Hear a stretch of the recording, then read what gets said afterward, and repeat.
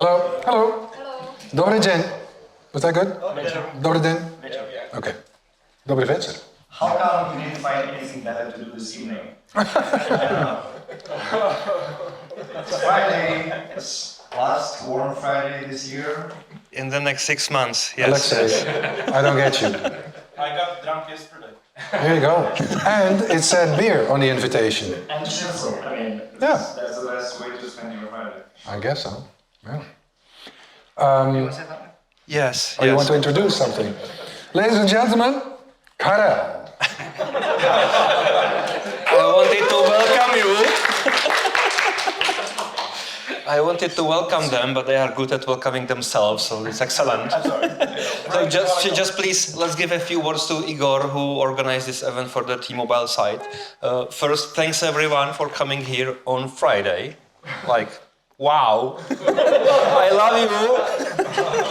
I told them, guys, nobody will come. Literally nobody. You will have a lot of beer, a lot of schnitzels, but nobody will come. So kudos to everyone. Yeah, you could have done like literally anything else, like swimming or so. So excellent. I literally believe you will enjoy this talk.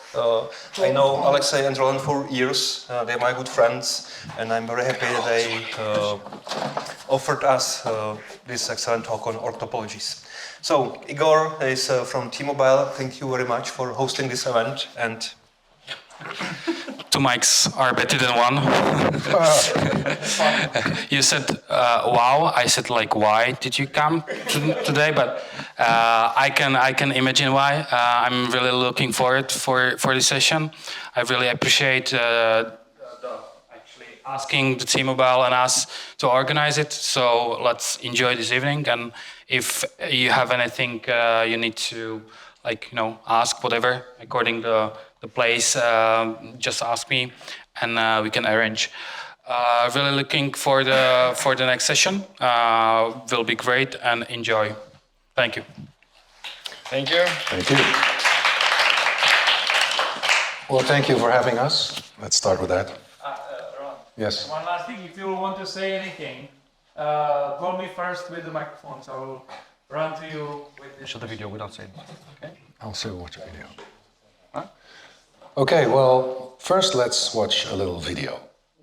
Scholar, a philosopher, an activist, a teacher, a gentleman, and one of the leading theorists on systems in the world. I taped many conversations with Dr. Deming and other experts, and the most unusual and perhaps the most enjoyable was the conversation between Dr. Deming and Dr. Akoff. Thank you. Coming as I do at the end of a distinguished line of speakers, I feel like a pornographic movie being shown to people who have just engaged in sex.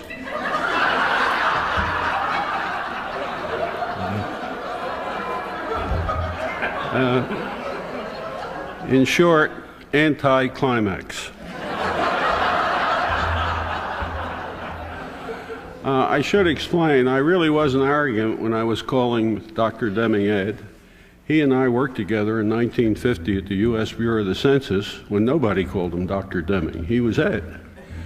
I was not called Dr. Akoff. I was called, hey, boy. Quality improvement is something that my principal mentor, Winnie the Pooh, once called a good thing. You know, capital letters, he always had it. Given that it's held so highly, it seems curious that in several national surveys recently conducted, over 2/3 of the managers who had authorized the introduction of quality and improvement programs consider those programs to be failures. Now, the professionals tend to excuse that by saying the criteria for failure is irrelevant. It's not what we would have used. But that's irrelevant, because the definition of quality has to do with meeting or exceeding the expectations of the customer or consumer. And the customer or consumer is the one who authorized the introduction of the program. And therefore, if their expectations are not met, it's a failure, whatever the expert thinks. So it's important, I think, to understand why those failures have occurred, given that quality and improvement are a good thing, so that we can increase the batting average. The hypothesis that I want to set forward to you is the reason for the failures is primarily the fact that they have not been embedded in systems thinking. They have been anti-systemic applications. Now let me try to explain what that means. First, what's a system? A system is a whole, spelled with a W, that consists of parts, each of which can affect its behavior or its properties. You, for example, are a biological system called an organism, and you consist of parts, your heart, your lungs, your stomach, pancreas, and so on, each of which can affect your behavior or your properties. The second requirement is that each part of the system, when it affects the system, is dependent for its effect on some other part. In other words, the parts are interdependent. No part of a system or collection of parts of a system has an independent effect on it. Therefore, the way the heart affects you depends on what the lungs are doing and the brain is doing. The parts are all interconnected. And therefore, a system is a whole that cannot be divided into independent parts.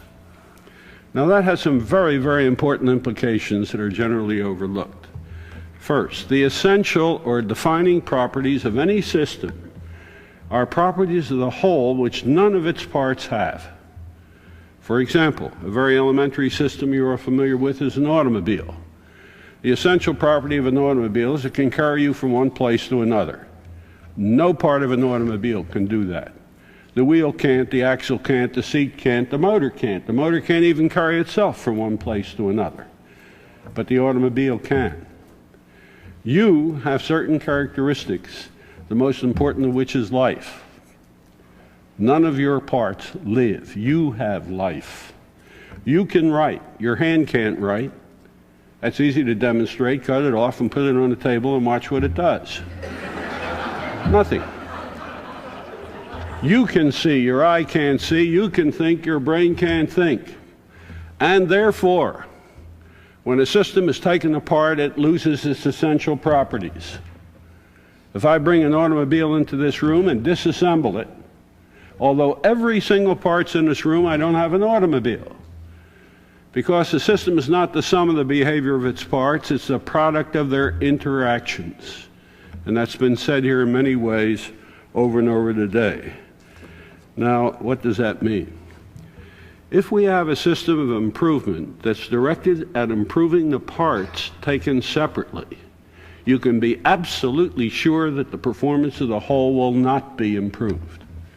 And that can be rigorously proven. But most applications of improvement programs... We're not... Oh. Okay, are you already regretting for coming here tonight? Not yet. We will make you regret more. No, but listen. Okay, so this is an old man, and he knows a lot. There's a hand raised. Oh yeah, mine to me. I definitely don't regret coming here because it's a great analogy. Yeah? However, I have a first issue with what he is saying, and that is that if parts of the system get improved, we cannot improve the system. So if I take his previous analogies to the human body, if, for example, my liver gets improved, which I would really appreciate, I really believe that the whole would improve too. And I'm actually proactively taking steps to do that, but... It's true, but if we would continue to over-optimize your liver, right, then probably, and the liver would get as big that we can make, like goose liver, something nice out of it, you probably will not feel so fine anymore. So continuing optimizing the part will not improve the performance of the whole. Okay, so let's just optimize one part once. A little bit. Okay, so we're going to talk about these ideas of systems thinking, and this video is from 95 or something, so like 30 years ago, or 30 something years ago, right? Quite some time ago. And well, these ideas are still there, and we don't really practice systems thinking that much. Just to know a bit more of who you are, so we kind of adapt our talk as we go. Who is involved in some kind of Agile transformation, Org transformation, some people. Which is a quality improvement program, by the way. Yeah? Yeah. Okay. Agile coaches in the room. Okay. Some coaches, okay. Scrum Masters. CEOs. Software developers. Yay! It's the same people raising their hands every time. I'm like, product people, product managers. Okay. Who didn't raise a hand? What is your? Was that? President of this country? No, I think you have another president. Yeah. Okay. So yeah, a lot of people who are involved with change, right? And what we are working on with Roland. By the way, it's Roland and I'm Alexey. What we are working on, we are kind of applying or learning to apply these ideas of systems thinking to change, to the change of organizations. And there are a lot of people of you, maybe all of you, who are familiar in some way with the Agile transformation, right? And not all the Agile transformation are done really systemically and they can really change things. So what we're gonna talk today is like how you can actually drive real change if you really want to. And you don't have to call it Agile or anything, you can just improve things, right? Yeah, so it's a systemic approach to change. Yeah, with that, I would like to tell a little story about the change of one company, and then we will base some abstraction on top of that. So some years ago, it was 2021, so it was not 30 years ago, it was just 3 years ago, right before the war in Ukraine. I'm a Ukrainian, but I live in Germany for 10 years, so I'm not escaping from the army. I live in Germany, okay? But so this was the company in Ukraine, and it's a big company. Like it's not a big company, but it builds quite a big product. It's about a 50 people, 50 engineers company, and what they build. If you go to almost any restaurant in Ukraine and you ask for online menu with the QR code, or you pay, this is running through the software. So the company is called Poster, and they are operating at thousands and thousands. Restaurants and small coffee shops in Ukraine and also in other countries. So what you can see on this picture is the process where we're actually reorganizing the company. People got together and people wrote down like what they can do. Like this guy or a girl, I can remember. There's a list with like, I know backend, I know storage, I know continuous integration, I know unit testing, etc. So people were like basically participating in this exercise to form new teams, right? And the idea was not just to do some kind of an agile transformation, but really change how company works. Because the CEO of the company said, you know, you all are busy all the time. You 12 teams, I know you're busy, I know you all have your own backlogs, etc. But I don't really see how you all are contributing to my company. And then basically we train people, and 3 months later, this is what they are doing. They're trying to really create new teams, which will be able together to work on what product owner, the CEO of the company, really wanted. So you prepared for 3 months? Yes. And then people had an idea and were trained and had the knowledge to understand what the whole transformation was about? Yeah. And then one day, everybody comes together in this big room. Exactly. And then they already know, the new structure is going to be performing like this and that, and this is the goals that we're doing. And today we're just gonna go from old to new. Yes. So basically in 90 minutes they were able to form new teams, but it took 90 days to prepare for this event. We asked all the managers to leave the room for 20 minutes. We put empty chairs in 6 circles because we calculated there will be 6 new teams, and then people were showing each other these papers basically for new teams, and then we invited all the managers back. And in this picture you see like different people standing and sitting. So the potential team members are sitting and the managers look and try to understand whether the team configuration is good, and they give feedback. Then they leave, they come back, and basically in 3 rounds, 20 minutes each, this company of small company, right, 50, 60 people were able to arrive at a new structure. So the people solved the puzzle of how to reorganize given goals that they needed to achieve. Yeah, so we are showing you these pictures of real people in the beginning, so that because we will build some abstractions in the end we will be looking for quite some time at a very abstract picture, but so that you see people behind those abstract pictures that we're gonna show. Basically, this is the proof that it's not just theoretical works, blah blah, yeah, right? it works and nobody got lost in this process and real change actually possible. So what actually we did in this company? So when I met this company before this change, like basically 3 months before those photos were taken, this is how this company looked like. Okay, so up there you see 6 teams, 6 development teams, each has a product owner and a team lead, and you also can see this abbreviation Y2. Remember, we will be talking a lot about this abbreviation, so this is like our classification of this team. So this is Y2 team, which means it's a very inefficient team, okay? And there are 3 teams which we classify as A2. They are a little bit more efficient. They can actually produce something customers understand. They can work on user stories. The other 6 teams can just do some internal component work customers don't understand. So they had 9 teams like this, and a small infrastructure team and a small designer team. And there were a lot of dependencies between the teams. That's why actually the CEO of a company could not really understand why so many people eating so much money actually do not produce a lot of value that he was hoping for. Common problem. Heard that one before. Who's seen that problem before? Like, people are busy and you can actually make them even busier, but it doesn't really help at some point. So you really need to change how people work. After we trained everybody, and actually it was a cool CEO, he said, before we're going to change anything, I would like all my people to really get trained and understand what we are building here.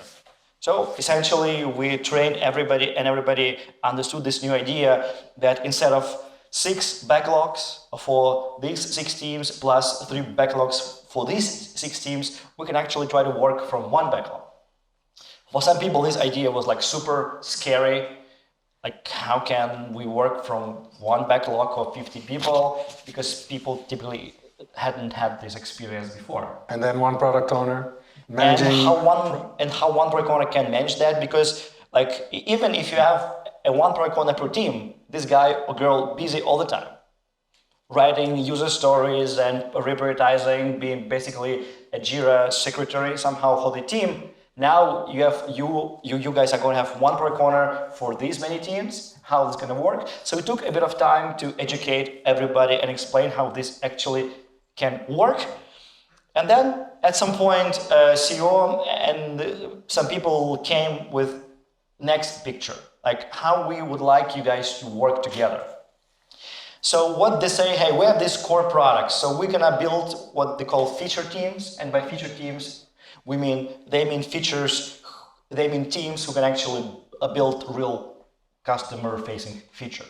Right? Like, if customer wants to be able to pay with a new payment method or something, this will be a feature, and there will be, so any of these 4 teams can freely build this feature, or maybe they build it together because it's a complex feature, right? So the CEO said, we are going to form this core product, and 4 teams will be working on them.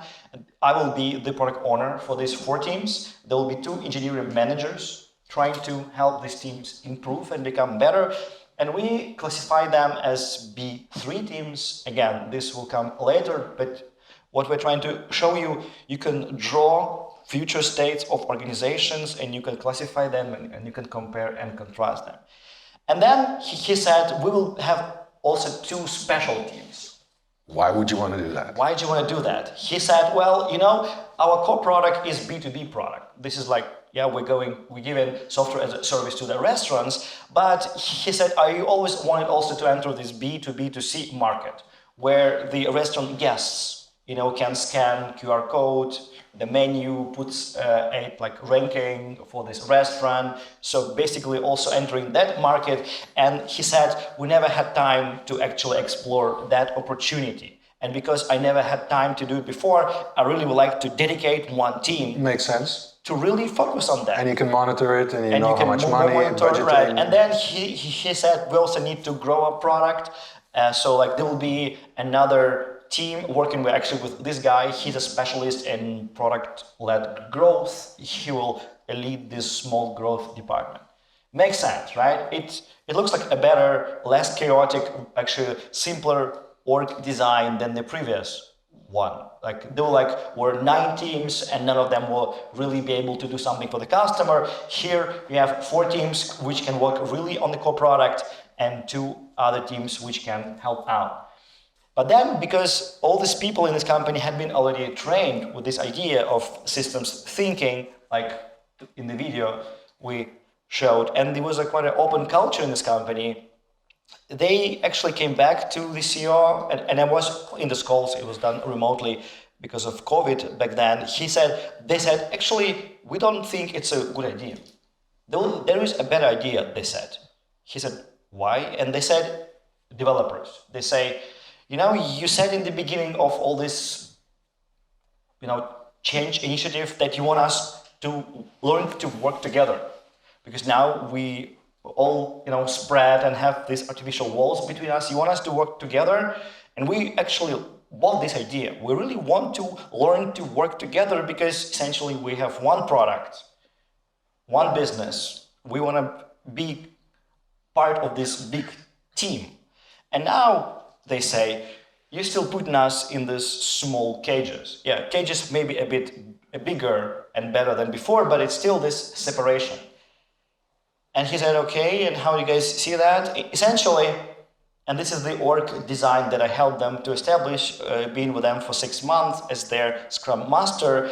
They said, how about we put all the teams in this ecosystem where all the 6 teams will be able to build whatever needs to be built. How about my pet project that I want to monitor? And they said, well, if you have this pet project, your B2B to C to B2C, whatever, we don't understand it. If you want that to be done, well, you own the backlog, and there's only one backlog for all of us. If that's important, it goes up the backlog, and we're happy to explore whatever this thing is. And actually, if this thing becomes actually big, in your previous org design, there's only one team which can work on that. But maybe you'll discover it's such a big opportunity, you want all of us, or half of us, to work on this for some time. This super simple org design gives you that opportunity to focus us on whatever you want at any given moment of time. Now, you have to understand and think back of these pitches that you saw where the people were mingling and creating new teams. These are the new teams that they formed. Yeah. And in each of these green bubbles, in each of these green C3 teams or organizational elements, there's somebody of every old team, right? So the old team members just reorganized, having certain domain knowledge or certain technical skills, and they all solved the puzzle together to make 6 sort of equal teams that have the same capabilities technically and product-wise. So these are the same people with the same skills, but if before there would be a team, one of the teams who know how to, print checks for a restaurant, and this will be these 3 red dots, 3 people with this very narrow specialization on how to print checks in a restaurant. Now in the new org design, of course, these people will be in 3 different teams. And now because those people are spread, essentially you can say now 3 teams have this capability of doing something with checks. And now if on top of the backlog there's a lot of work with checks, now at least 3 teams can try to do something with that. They've got somebody in the team who knows about checks, so they can help. Makes sense, right? And the same happened to other skills and other components. They actually, I think essentially that they had 40 GitHub repositories, essentially 1 repository per developer, more or less, if you count number of people. But the idea was try to spread this knowledge as much as possible. And as I showed in these photos, this is exactly what they were doing, trying to create teams that can potentially learn and work on anything that is helpful and valuable from the business point of view. So back to systems thinking. In the beginning, the first images where the teams were having their own product owner, they had their own team product backlog. Product backlog, it's a team backlog. Right. And they were working on stuff that they know, their feature or component. You can make that team go faster, and then you will need to feed them more work for that component. But it will not necessarily satisfy the new customer demands on, printing checks, for instance, because that team maybe didn't work or didn't have any knowledge about printing checks. So the important thing is here that if you start improving this kind of organization, you're really improving the whole system, because everybody needs to learn from each other. Right? Yeah, so I understand the argument with the liver. I think it makes sense. Still, like if the liver is not a problem and you're trying to improve it, that's just a waste. So if liver is a bottleneck, totally makes sense to work on that bottleneck. So, but like improving some of these teams who are temporarily a bottleneck. And in this whole setup, there will be always either this team is a bottleneck or that team, you would not know what to do. And the old setup, in the new setup, in the new system, essentially, now you can really improve it systemically. It took about 3 months for these new teams to two people in the new teams to really understand how to work together. So it's not a painless, easy process. It took about 3 months for them to understand how to do sprint plannings together, backlog refinements together, etc., etc., etc. And I was really learning with them and helping them.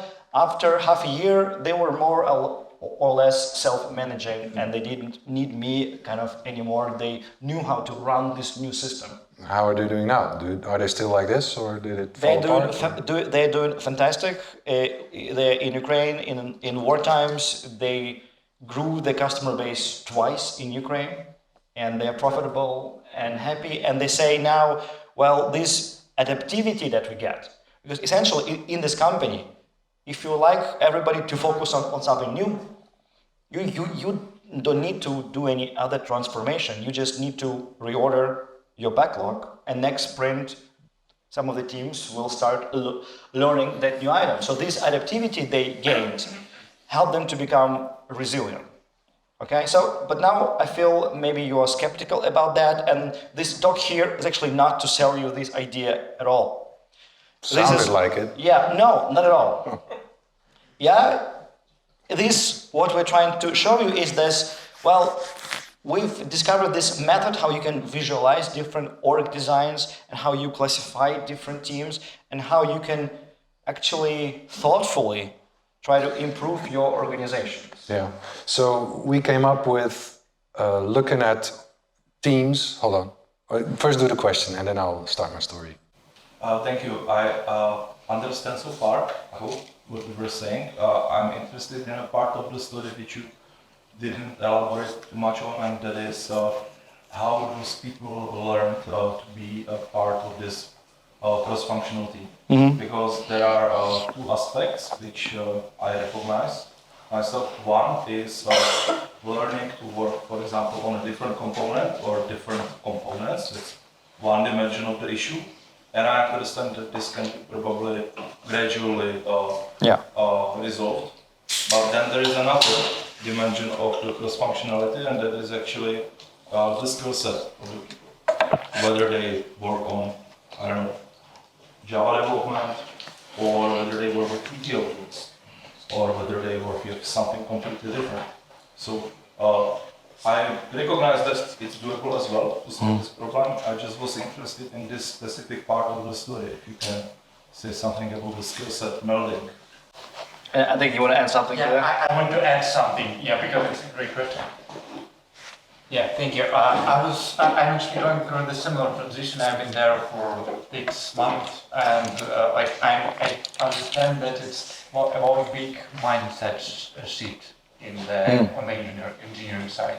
And one of the big challenges I'm observing is that for them I think it's about some level of tribal leadership, because it's us and them, our team, and all of them, our scope, and them, some developers that will come and harm our scope. So questions about the skills and the mindset, I think maybe they even might be connected. And I think we will actually postpone this question to a little bit later in this evening. Yeah. Okay. So you all want noted. To stay. The question is noted, and we will come back. The question is really relevant and noted. You're pointing at another question? Yeah, I have one question. I understand more about. What's it? It's okay? I'm good fit now. Tough question. Now you all pay attention, right? Now you. Sorry about that. He always does that. I always do this. Yeah, my question was if you gave them any restriction or limitations or boundaries on how they can form the teams, because Yes. I understand the expectation to collaboration and anyone can work on any. Yeah, so I can quickly answer that because it's an easy question and it doesn't go into too much details. You need to prepare upfront. You need to understand what the definition of done is, okay? So you need to establish a definition of done for the whole group. They do that upfront as a preparation, so we know all the skills we actually need to ship. Then the second thing you need is what is the team configuration going to be like? 2 backenders, 1 frontender, 2 testers, whatever. Yes. Yeah. And this is exactly a And great you way. need, and the last thing you need is an initial product backlog. You need to know what it is we're going to be working on. With this information, the teams, tagged with I know this stuff and I can do this, they can start, solving the puzzle to rearrange everybody across the new setup, and they can question themselves, can we deliver on that definition of done with this configuration? Yes. Can we ship that item? Can we do it? Yes, we can do it. Then we're complete. And then they wait until the others do the same thing. And if not, they need to just, maybe some persons have 2 skills and another team needs that certain skill, then they can swap people so they solve the problem in another team. So that's the process, and you need those guidelines. And maybe there's managerial guidelines, like we don't want teams bigger than X amount of people. We need the teams to be co-located, right? So we cannot have people from different locations sit in one team. So there's managerial rules, there's the other 3 things that I said, and the rest is a puzzle they solve. Yeah? Okay. All right, so no more questions at this moment. Please, we would like to elaborate actually the main part of this talk. And I know I've opened a Pandora box. Watch out. And I know I fall off the stage. Okay, and so I will promise not do it again, but let's really try to drive this discussion into the main topic of this evening, which is org topologies and how to create like highly productive, large-scale product development ecosystem. That's the subject of this evening today, right? So, can you say that again? No, I will not be able to repeat that. How to create highly scalable, large-scale Scrum product development ecosystems. Wow. Like we are in the ecosystem business. So ecosystem is a system. You saw the video. System is parts and interaction, and ecosystem is system which can actually live and create and change and improve and learn. Living system. A living system. Yes. So you remember when I was showing before like different pictures and I said these 2 symbols in every team, this is based on this org topology classification that we, Roland and myself, are creating. So you've mentioned definition of done, right, before, and you asked like how did we form teams? Yeah, so we spent quite some time discussing with the teams the current definition of done.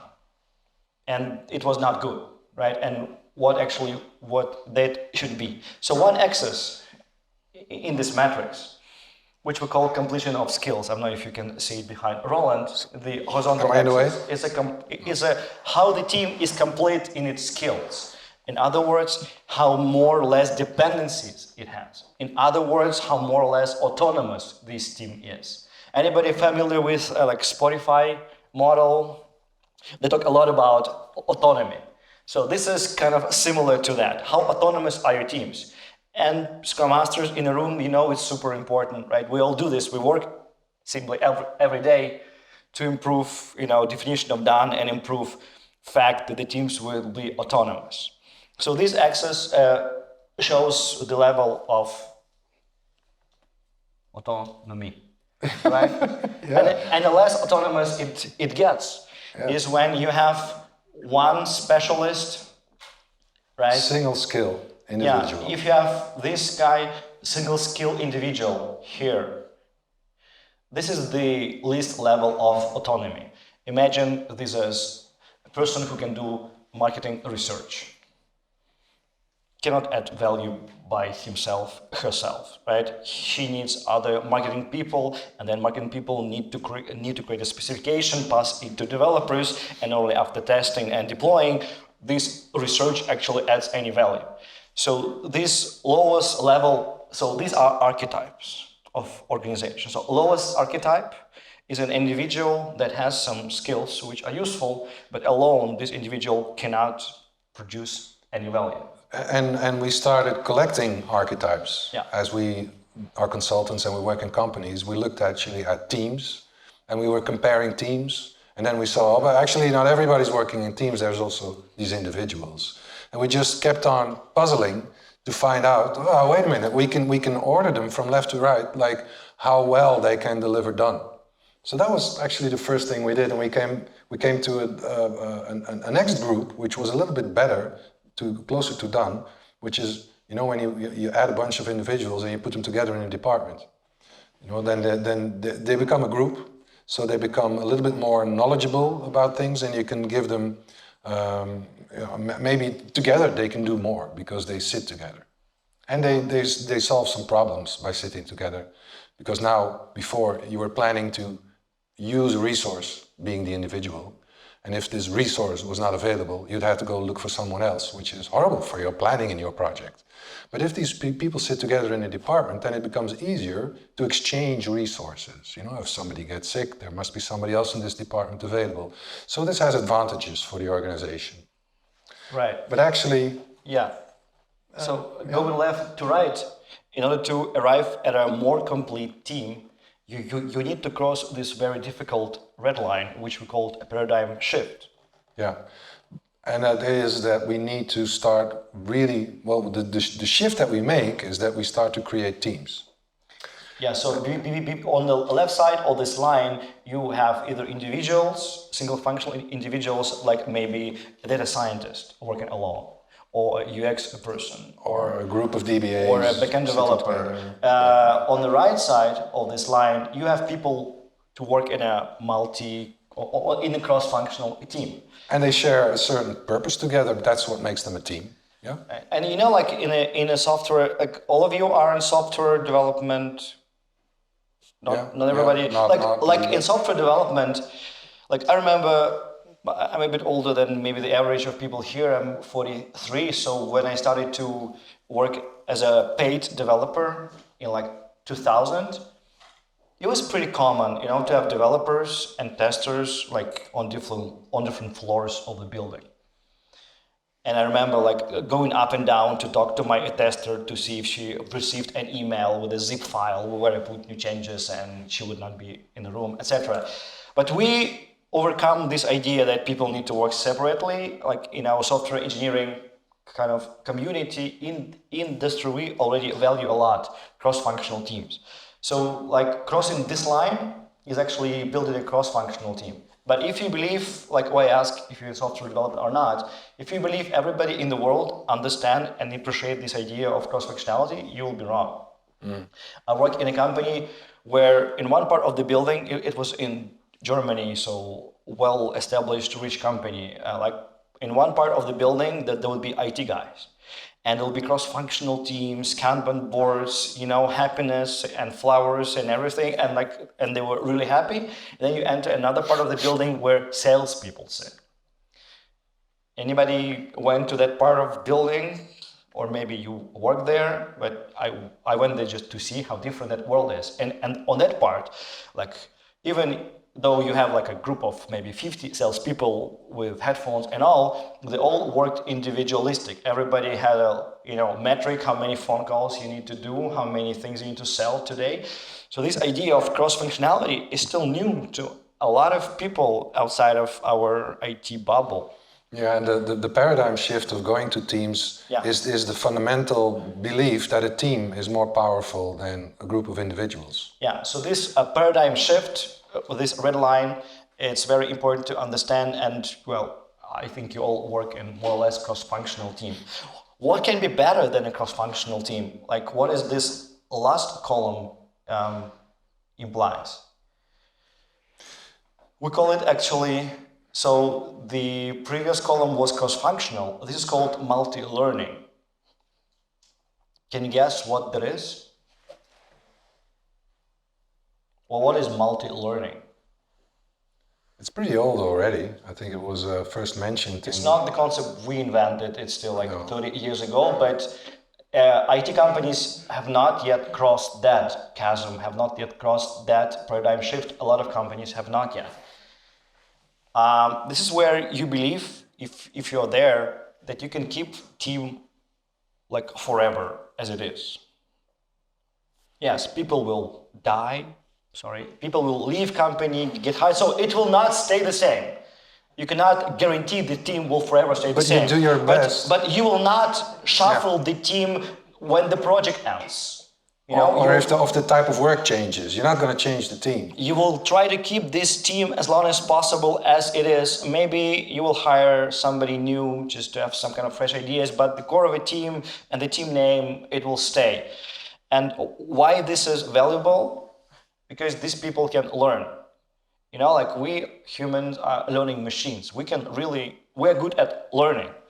Everything else will be automated, and ChatGPT and all that stuff eventually will do everything which is not about learning. The things that we do good, we just learn new skills. So if you keep teams together, and that's the idea, right, of that transformation that we were doing in that company. Let's create new teams who are more capable to stay together longer and learn together. And if there will be one guy in the team who understands something about printers, well, maybe he can pair with other people in the team on a printing task, and then everybody more or less understand printing a task, right? So that's the idea. Okay, so we go from individuals to groups to teams to stable teams that stay together for a long while. Right. Now let's go a bit vertical. Let's go a bit vertical on that. So the horizontal row that we just looked at is we were talking about tasks, actually, the lowest level. It's the thing they're working on. What is it they get on their desk?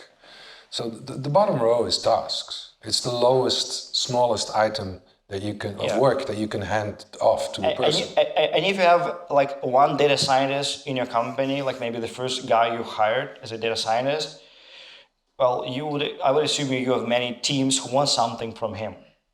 So they will not have time to explain him customer journey, user story. They will just come him with a task. Hey, can you please dig out this data for us? And he will do it. And then after he's done, somebody else comes with him to request, please do it. So it's very typical to work with single skill individuals or functional groups.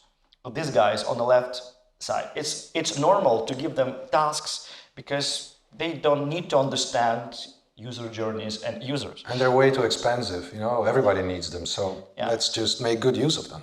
But interesting thing happens. Once you create minimalistically cross-functional team, like developer, tester, I don't know, somebody else who can really work together and produce some value, maybe backend guy, front-end guy, and an automation tester, they can still work on task. If you want, you can still give them tasks, but you don't have to as a manager.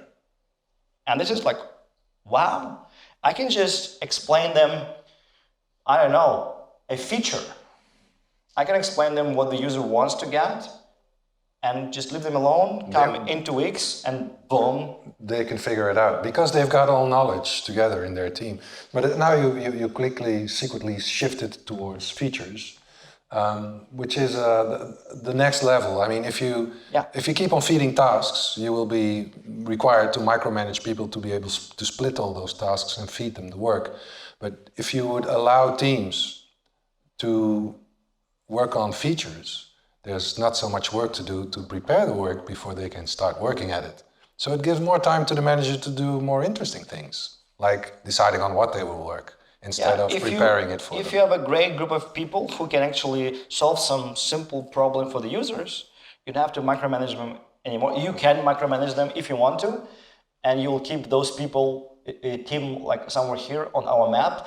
But these teams can self-manage, and you as a manager, as Roland has just said, now have some free time. Yeah, that's good, isn't it? What do you do with that free time as a manager? Well, you'd better prioritize that work. So whichever problem they solve, is an important problem.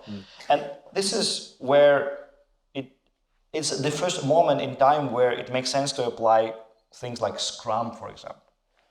It does make sense to apply Scrum in a functional group. No, because the work has been done down so much that it's not complex work anymore. If you have a group of backend developers, it will never be able to Scrum. Yeah. But here, you can use things like Scrum and they will understand it. A new definition of done would be like, we take it to staging. And we don't have skills or permissions on whatnot to put it to production. So there will be another group of people who will take it, test it, and give it to production. So now that you were talking about Scrum, this A2 archetype, as we call it, each box is an archetype, is a typical team type that you would see in organizations. This is a very common team type, Scrum team type. Who works in a A2, who recognizes that... Can you deliver done? Can you ship to production? Do you need others to prepare stuff for you, or do you need others to hand off before it goes to the customer? Then you're A2, because you're not complete on your definition of done, right? Who works on in a team like that, in A2? This is where I believe like 85% of companies are in currently. That's like the average. A lot of people didn't raise their hands, so maybe there's people who do deliver directly to the customer in production, because then you're A3. If your team is completely complete, right? Like you as a team can just, talk to customer, write down a user story, ask somebody if that's the most important thing, ask somebody to prioritize, and then you will do it and give it to customer and ask, so is it what you wanted? Then you are an A3 team, which is fantastic. So, to summarize up to so far, what we have a horizontal move displaying the completeness of skills that we see. And vertically, we were going from tasks to features. And as you can read, that's about the scope of work that these people or these teams do.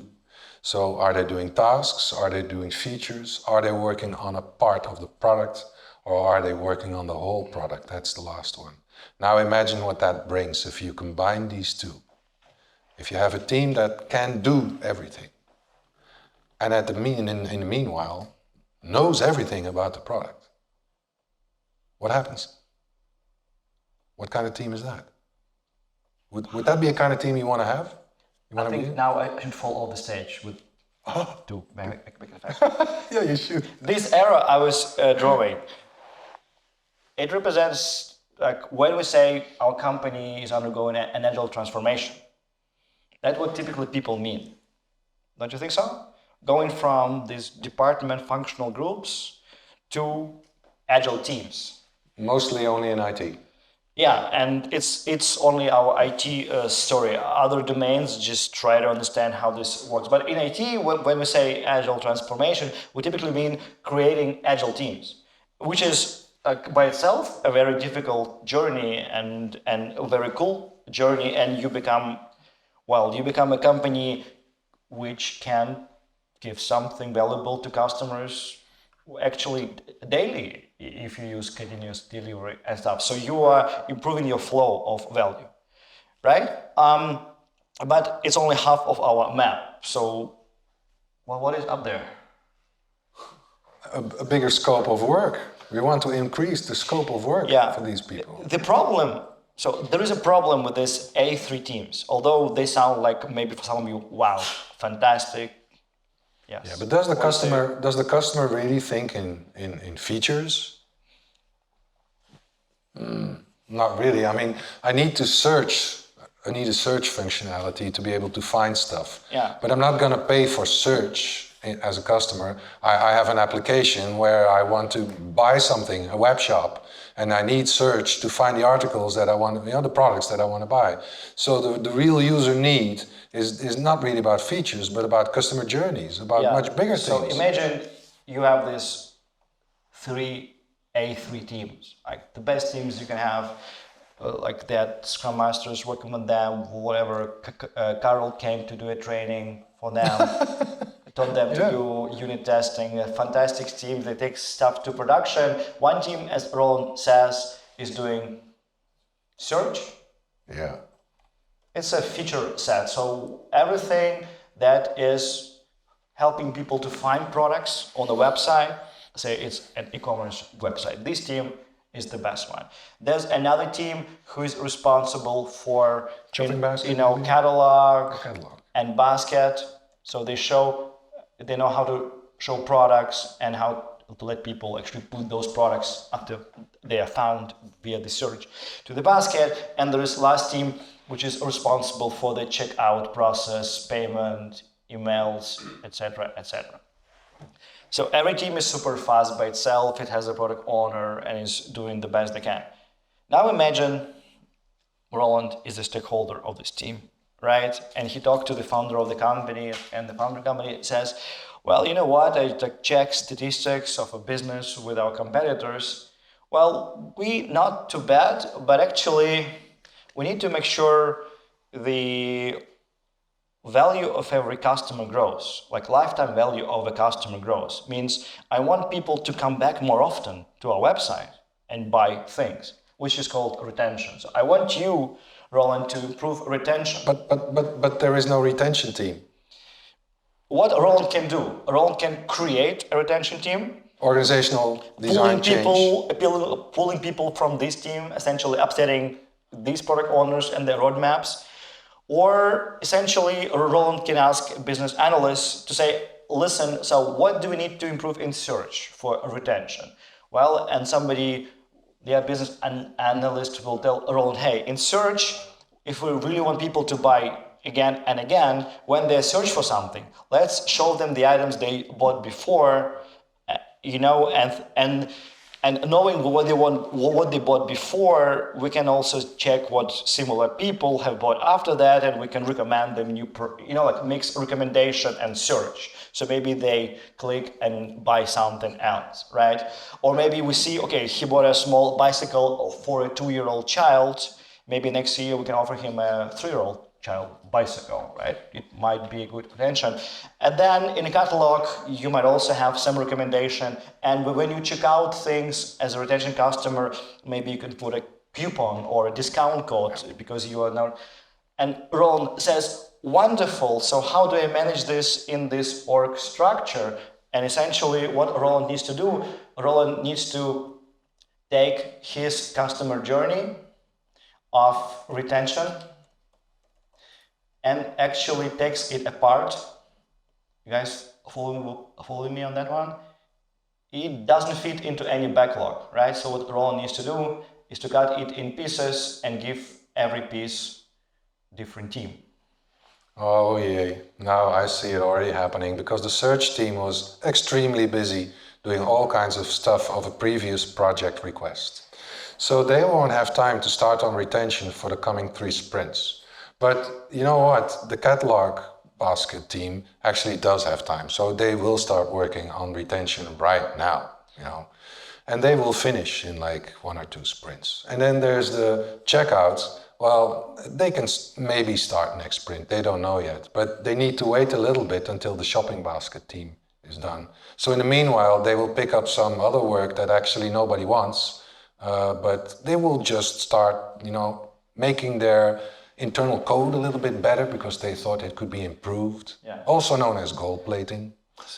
So essentially, as you can see on this picture, a team were forced to put these items in the backlogs, and somebody will just put it down the line because they don't really understand value of that feature, and somebody was available. But actually, it takes this much time for Roland as a customer to get his value.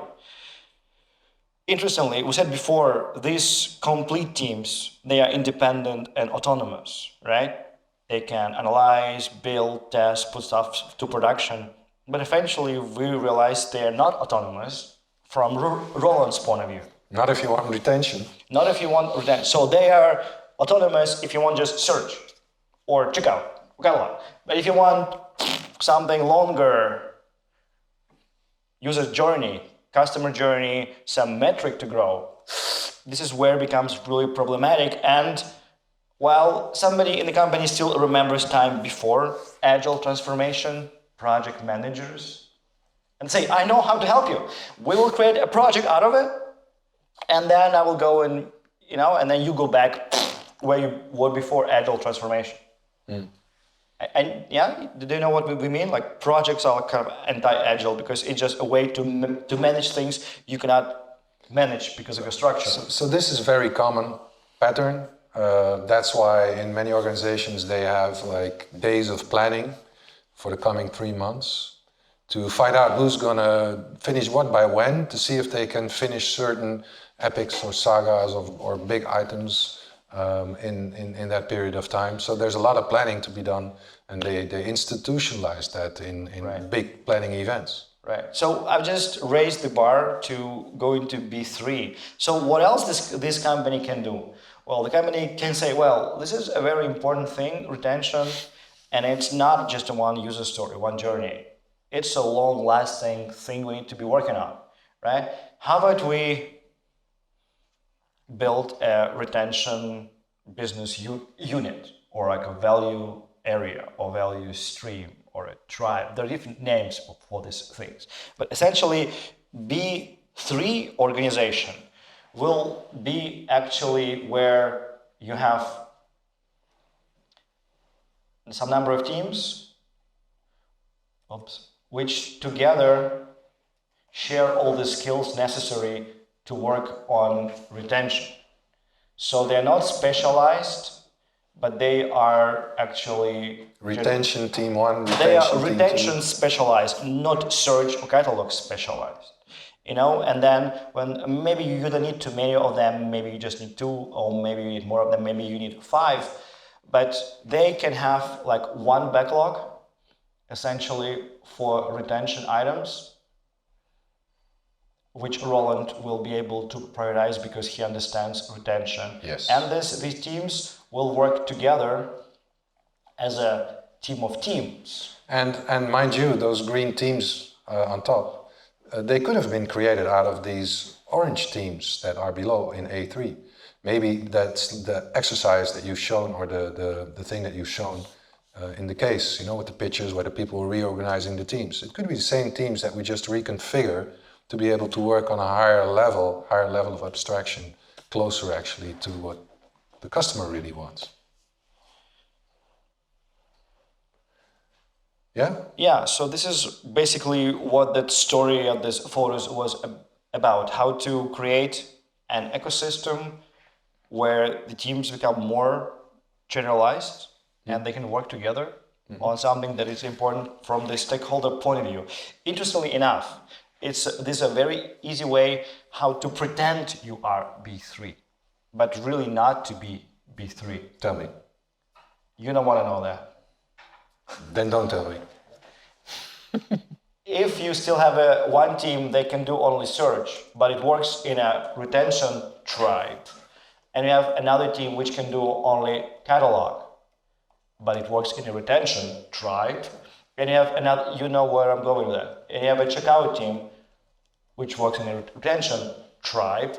Essentially, this team can do only this item, this team can only do this item, this team can only do this item, and you'll go back to where you were before. Nothing changed. Nothing changed. So really, to be able to serve Roland in the best possible way, these teams need to be actually XYZ. Mars team,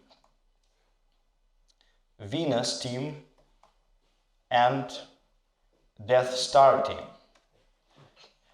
Why not? You know, they need to be abstracted from the work they do. So if we go to an organization and we ask for team names, and the teams we do in a class yesterday and today on this topic, like two days. Imagine how boring it was. No, and there was the guy who actually drew his diagram of a company, and he says, and we asked people to name the teams, and one team name was Forgotten Password Team. The team. I said, is it a joke? I said, that's not a joke. This is a company in Oslo I work in, and there's a team, Forgotten Password Team. So this team works on forgotten password problems. Was this the Alzheimer company? Alzheimer company? No, it was not an Alzheimer.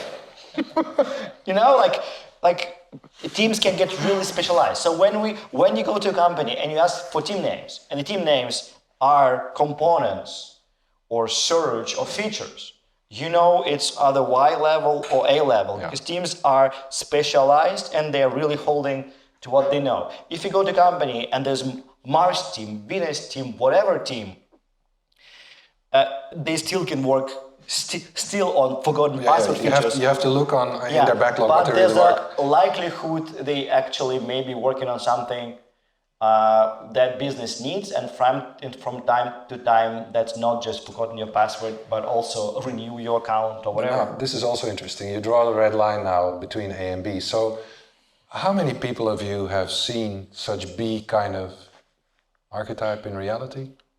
Well, that's a lot. That's cool. That's we know cool. in Czech Republic there are a bunch of less adoptions, and I think Karel and his friends here are kind of put some effort into making it happen. So maybe Yeah. So, but let me tell you, in the rest of the world, I would have seen maybe one hand in this audience, and not 4 or 5. Yeah. This is not very common, so this is a good place to be. It's problematic to move up towards B, because really creating not the fake Spotify as the tribes he was explaining, but to really create these teams on a bigger scale, especially in a larger organization, this is a very deep change. It's not easy. So to go up, it actually you need to fight very deep beliefs we have in the IT industry. Like one belief is like if I don't own it, and it's a shared ownership, that nobody owns it. Somebody needs to own this component. Otherwise, it'll just become a mess.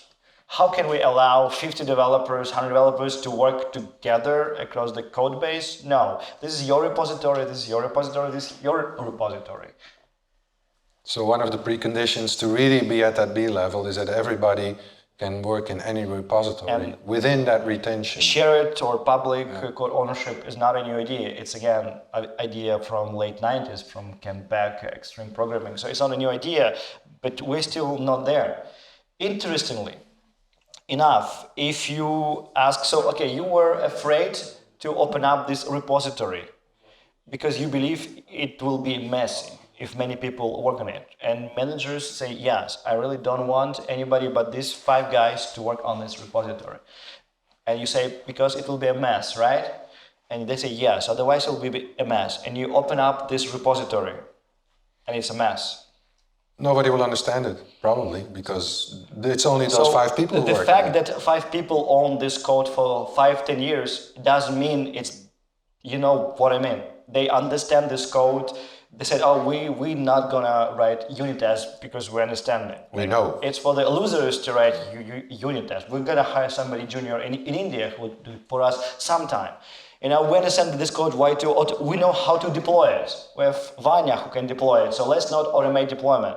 And then actually, if you open up repositories that were owned by several developers for many years, they're actually super ugly. Just imagine if you announced that tomorrow, other teams will look in your code. You go like, oh hell, I have to have some cleaning. Interestingly enough, you reminded me of what happened in this company in the poster. So these guys had like 3 months to prepare for this big opening. Like all code will become public. You will work in new teams. You'll have to work across different repositories. What they actually started to do, they started to prettify the code in repositories before opening up. Otherwise, they would have been, I guess, embarrassed. But still, that might be risky because it is code that, you know, they're going to change all kinds of things everywhere, and they may be under pressure, and then, there's risk. And then when the new people are going to look in the code, they still maybe going to make mistakes. But it's not what I'm saying. Do you think when people prettify the code, is it a good thing? Do you want your developers to improve code readability, refactor it, improve it, simplify it? This is a fantastic thing. Why they didn't do it? This company is 10 years old. Nobody said to them, don't prettify your code. Nobody said, don't refactor. But if you know your code and it's your code, why would you? So what we're trying to say here is that, it's a very difficult journey. It requires a lot of learning, but it creates a lot of kind of social peer pressure, you can say, to behave nicely. And the first time what happens in this company after they switch to this new way of working, Like from time to time, your team will pull up an item from this single backlog, which you don't really know how to work on, which requires you to open up a new repository you never worked yet, right? You try to minimize this, so teams plan together to really take items they really understand, but sometimes you will pull an item and like 2 repositories out of 3, you know, 1 repository you need to change, you need to make a change and you don't understand. And you open up this repository the first time and you're like, oh my God, they use completely different annotation, they use completely different automation technique. We need to talk to people who wrote this code so we align on them. Oh yay, I'm gonna learn. So beautiful things start to happen in this company where developers, without being told to, start to refactor, start to talk to each other and agree on standards. In your company, in most companies I've seen, sometimes a manager comes and says, you guys need to have some standards, otherwise it's a mess. Yeah, go away. Nobody does what they're being told to do. In this company, developers agreed to themselves, we need to have some standards because every repository is different and it makes it so difficult to actually learn this new code. How about we? And they actually spend quite some time agreeing and improving the system, essentially simplifying their organization. What are other reasons actually that we see that it's difficult for organizations to move up and give more scope of work to teams? What is stopping us from doing that? I mean, what's stopping us? So it's maybe a question to everybody. Do you have a question, or you just waving me so I don't fall from the stage? Karel, then going to say, yeah. What is actually stopping companies from going up? Several things. If every team has a team level product owner. Oh yeah. What happens to my job if we're gonna? Because it means less backlogs, less product. I will keep my team because this is my team, and I want them to work on search, even if it's not important. I will make. Do you mean to say that my work has been worthless for the last 5 years working on this product? Right. So team level product owners, team level product backlogs, managers who did coding in 90s with clear case and visual source codes. I think it was called VSS, I still remember those names. They don't understand how Git works and how 50 developers can safely work in the same code. They will say, no, we need to close the repositories, otherwise it will become a mess. So there are a lot of current practices in the industry which actually keep the teams closed and isolated. Like, we're all in this, don't touch it. If you want to change our repository, send us a pull request.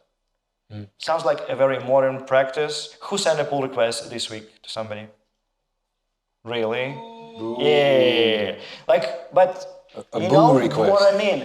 Did they review it already, or it's next week they will review your pull request? It's on the backlog. They will, you know what I mean? I mean, it just becomes a new backlog of now pull requests to review, and it's a list, and then you'll get a rejection or whatever, because teams are isolated and as islands. And I'm not gonna play this video, but just to remind you, we watched this video in the beginning, and system is parts and the interaction, and we focus too much on parts, making this team great again, making this repository great, but we don't focus on the interaction between parts. And pull request is an example of interaction. Yeah, and can you go back to the other picture, the map?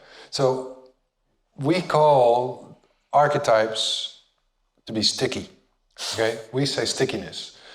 If you are working with teams in A2 or A3, it's going to be very difficult to move to a different archetype of those teams because archetypes tend to be sticky. Now let me explain, not just only because the product owner doesn't want to give up their job, but also because if you're working at the feature level and understanding that the customer does not really buy features implies that there is somebody in the organization who does know what the customer wants and prepares the work at feature level for the teams.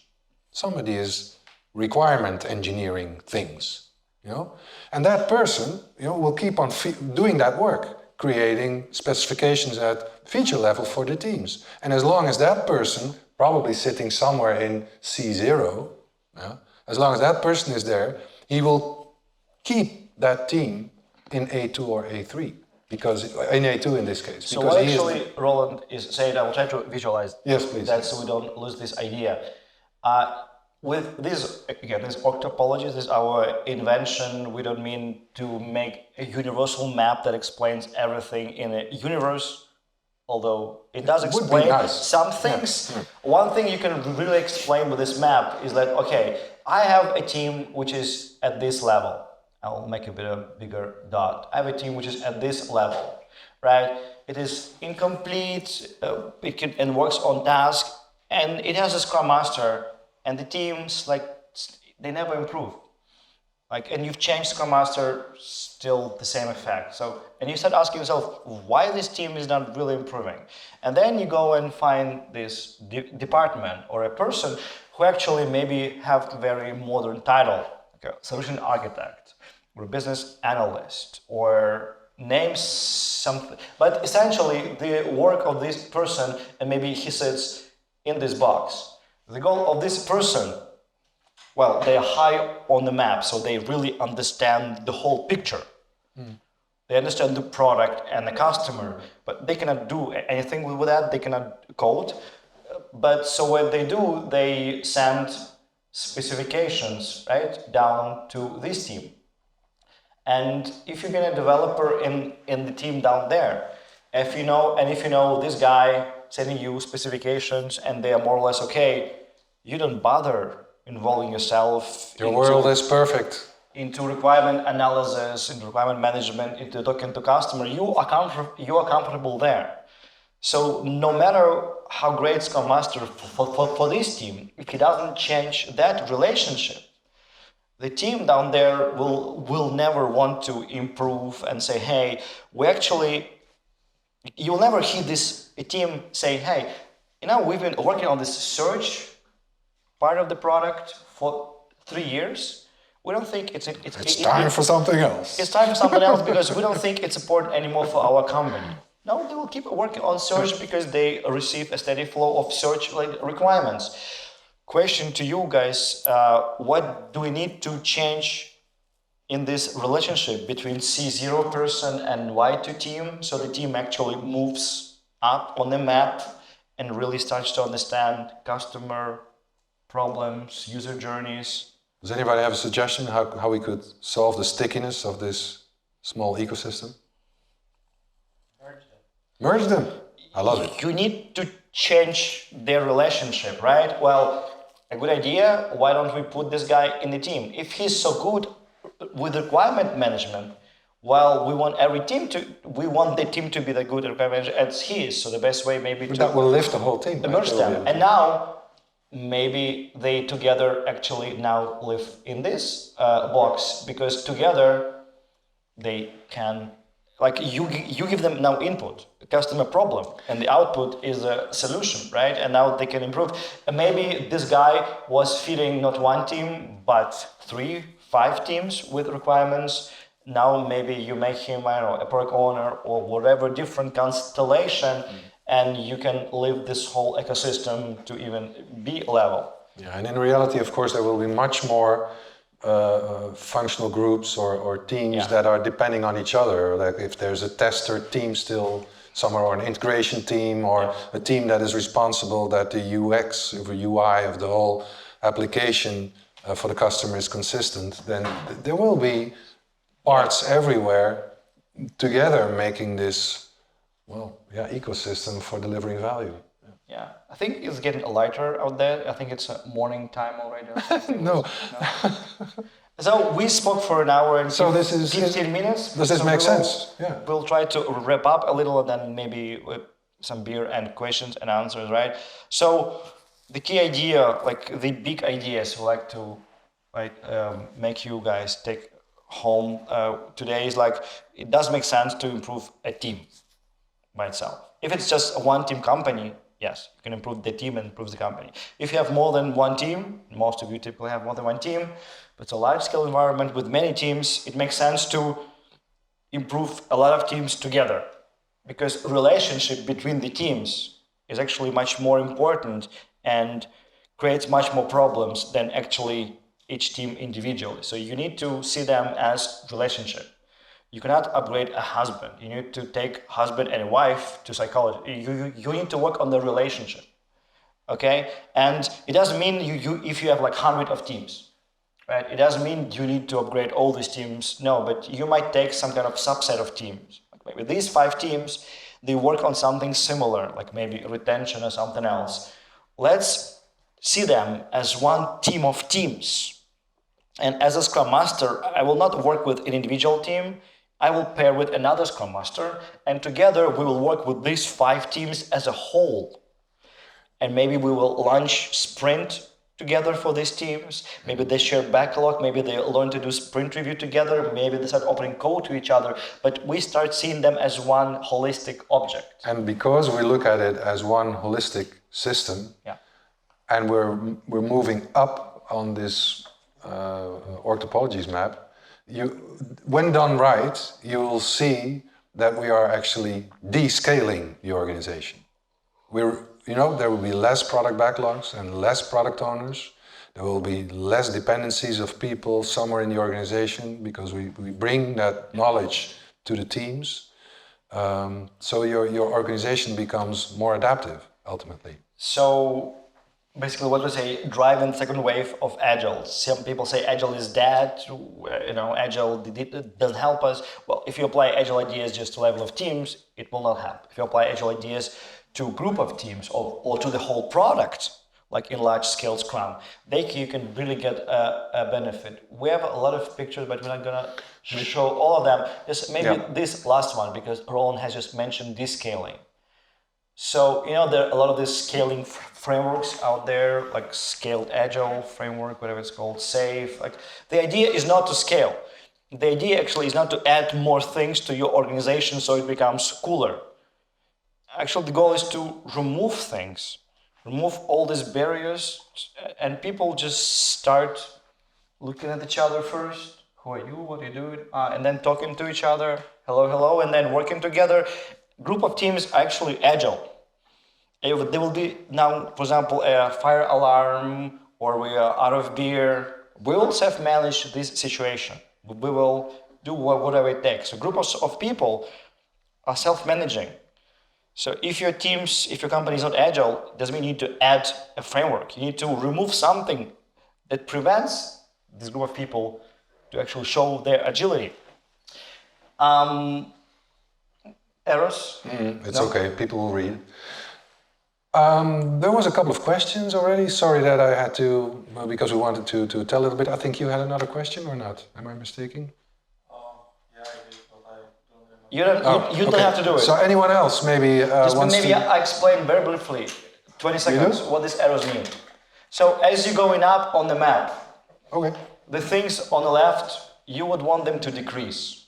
You want to have less dependencies, less roles, less backlogs.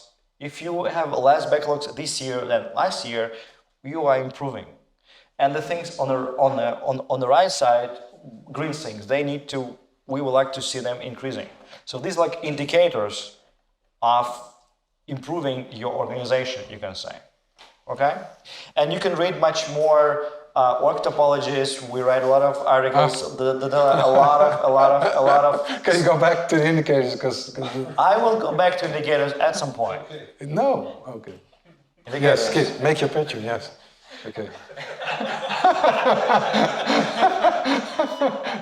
Keep it still. We will share these slides with Karel, and you can share in a group, and they'll also be baked in the video. All right. So give us maybe if you want some reflection questions, some ideas, or okay, go ahead. Yeah. I have one. Why not going one step further? Multi-learning organization. To what? What organization? Multi-learning organization. Multi-learning organization. Yeah, sure. That's the idea. The multi-learning organization would be the C3, where there's one product owner, one backlog for the whole organization. Still for a unit. I'm talking about we try to find the most generic terms we can find so it understands. But like we had discussion in these 2 days of our class that we finished today, like can you apply this map to departments, to the whole organization? maybe you can apply, but what we really try to classify here are teams. Because teams are this minimalistic building block of an organization that we know how to work with because of thanks to Scrum and Agile and Kanban and XP, whatever, we know not to Kanban though. Kanban doesn't respect teams. So Scrum and XP, right? So these are classification for teams. And if the teams are all right and learning, then you're gonna have a learning organization as a system, right? So you can just come and say, organization, learn. Will not happen. You need to change structure of organization so it starts learning. Yeah, that was really not the point. You have individuals, units. I was just making progression one step forward. Right? No, we stop at the team level, and but still, it's useful at the organizational level. You can still, if you have only C3 teams, you will have a C3 organization. Okay? So these are the building blocks for building that organization. Actually, you can say you have individuals, you have teams, you have departments, and you have a whole organization. So actually, it goes more like this. But this becomes too abstract now. Reminds me of the second question, which I didn't have before, and that is that you were basically arguing for a long-lived teams, right? Because those people can learn from each other forever. And I was making that step forward to multi-learning organizations, especially because there is a certain amount of things which you can learn from a single set of people. And maybe if you expand the diversity by adding more people, you can actually learn even more, right? The goal is not just new people. Yeah, the goal of an organization is not just to learn. It's not a university. Let's make money. The goal of this organization is to make money, and to make money and to stay relevant, we need to be able to understand what's important, and for that we need to learn that important. So the goal is not to learn. If you can avoid learning and still be successful business, I think that's fantastic. So learning needs to stay adaptive, to stay relevant, and some learning for that required all the time. But we're optimizing for learning. Our goal is not to build learning organization essentially. Our goal is to build an organization which can stay relevant for as long as it takes for its customers. But because customers change the mind, change the needs, there's a competition, you always need to change direction. For that you need to learn this new direction. That's why you need learning. So learning is a tool to stay relevant in the business or be adaptive. But the goal is not to learn, although it's fun or painful, how you... It's going to be very difficult to keep on adapting if you're not willing to learn. No. Okay. Good. It's going to be very difficult to stay relevant on the market if actually you don't learn new skills. Exactly. Right? And you cannot learn new skills unless there is a new person who actually possesses them. Therefore, inevitably, you actually have to expand the pool of the people who are in it. I don't think so. Like I didn't duplicate myself to learn English. I've learned new languages, programming or spoken languages, and I didn't have to marry somebody to do it. I can learn languages as an individual. You don't need to hire new people for this team to learn. Yes, sure, but you can also learn from scratch or actually learn from somebody who already is experienced, right? We're not against not hiring. But keep it practical. I mean, if you need somebody to hire to learn things. I guess the argument now, I think I understand your line of thought. We said keep the teams stable. And the argument is why to keep it stable if you can hire somebody with cool knowledge, it will even speed up learning. 100%. But from the team perspective, the team Mars, Venus, and the star, they will still exist. It's just this star got this new guy with this new cool skill, but from the team perspective, teams are stable because they exist. But they slightly changed because this guy joined. So teams are stable as boxes, but some people will change and die. That's reality. Okay. I think Karel really wants us to finish now. Yeah, and enjoy small schnitzels. And beer. But there is one more question. Thank you. Yeah, I actually have much more than one. But like, let's do it over beers then later on. Yeah. Thank you. Thank you, guys. The biggest insight for me today, I think, was about this thing that nobody said to developers that they should stop improving the code, and it's still ugly. This is actually nice, and it's connected to my previous try to ask questions. basically, this is the thing I'm seeing now. I'm trying to travel from A2 to B2 thing, and what I hear from everyone in my teams, I have 3 teams, that, oh, they will never understand my code, they will make things worse. And like, I got the point, and it's brilliant, but like, would you have any advice how to sell it to them? How to motivate them? Before you answer, I have to say that. No, really, you just said a very interesting thing. You said, I want to travel from A2 to... Did you guys understand what he meant by that? Wow, we succeeded. Congratulations. We did it again. This is what I want to say. Like, how did we live before Org Topologies? You say A2, B2, and I think I understand what you mean. You just said like 4 symbols, 4 letters, you know? So this is a language which we can use and say, like if Roland calls me and say, I have this A2 client, I understand a lot about what they're going through. Yes. If I would call you and I say, I have this client and they're doing safe, it would take me another 2 hours to explain what kind of safe and how they do it. Because safe, actually, we try to map, safe. We try to map safe. Safe can be with component teams. Safe can be with feature teams. Safe can be with better teams, worse teams. Safe spans across a lot of these boxes. So saying I do Agile or I do Safe, I do Scrum, Kanban actually doesn't make a lot of sense. But saying I have 5 teams, we're going from A2 to B3, I understand. If you really mean what I think you mean, you know? That's always, I mean, listen. For this, we have a 2-day class where we really teach people to really mean the same things. When you say schnitzel, I mean, do I really know what you're saying? Yes. Do you have the same schnitzel in mind as I do? More or less. More or less.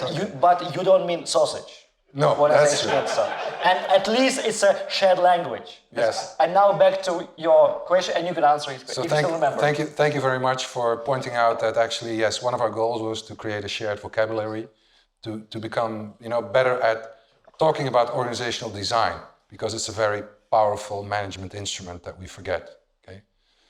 Now, your question was, how do you do this? If these people have a very clear idea about their own code, whether it's good or bad, then how do you get the other teams to be invited to work on their code? Not exactly how to sell it, how to motivate it to them, because saying that guys' code is actually ugly and no one understands it.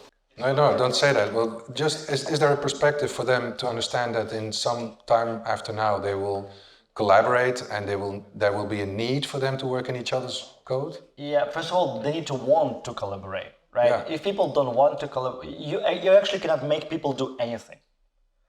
Like anybody has children? Even children, you cannot make them do things. You can make them want to do things. Right? So like going back, and I think we should finish. No. Wait.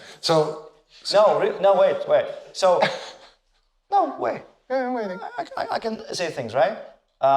So these people, these developers, they wanted to change, and they understand how learning each other code will actually save this company and make them great team of teams. They want it. If they didn't want it, they will not happen. And in 99 companies out of 100, people don't want this change. So is there a reason for you to let them work on each other's repositories? That's you need to make people understand that working on this search forever, you don't actually add any value to the company, because search is perfect. It's the payment which sucks. And we all need to learn payment to actually make any change in this world. Otherwise, we're just wasting time from 9 to 5, polishing, search. And if people understand, actually, yes, then this can happen as a change, as a switch. But you need to make people want change. Okay, and then a technical way or a more practical way to approach this is to... I was successful with asking people to identify or write down what, according to them, are the standards for their code. And then, do a session where they share how they think you should be working in their code. And then from that, but at least they will start talking about how they do things, and there will be more of a start for being more open about their work. Yeah. I think we should Stop. Thank you so much. That was very clear.